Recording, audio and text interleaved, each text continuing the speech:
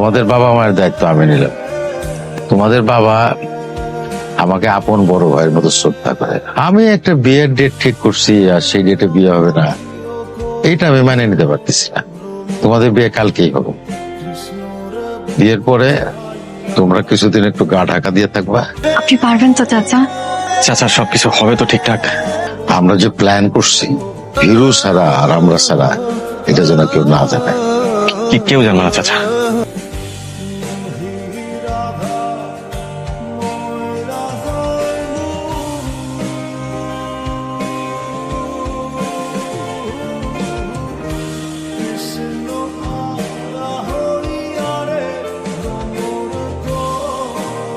তোমরা এখান থেকে সোজা ঢাকায় চলে যাবে, তারপর সিচুয়েশন নর্মাল হলে আমি তোমাদের জানাবো, তারপরে তোমরা আসবে।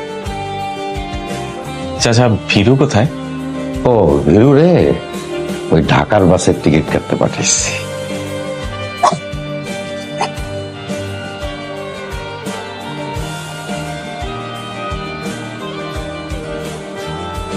ওই মজনুরে যতটা সাবধানে ফেলছিস তার চেয়ে 1000 গুণ বেশি সাবধানে এই দুটোকে ফেলবি। লিডার আসসালামু আলাইকুম। শোনো ফজলুর, ওই দুজনের কপালে যা ছিল তাই ঘটছে, কিন্তু রাজনীতি তো আর থাইমা থাকে না। রাজনীতি তার নিজস্ব গতিতে চলে। উপর মহলের সাথে আমার কথা হয়েছে, তোমার এতদিনের আশা পূরণ হয়েছে। নমিনেশনটা তোমারে দিলাম, পারবা তো? আপনার দোয়া থাকলে সব পারবো ইনশাল্লাহ। আসসালামু আলাইকুম। কিরে বিরু, পারবো তো?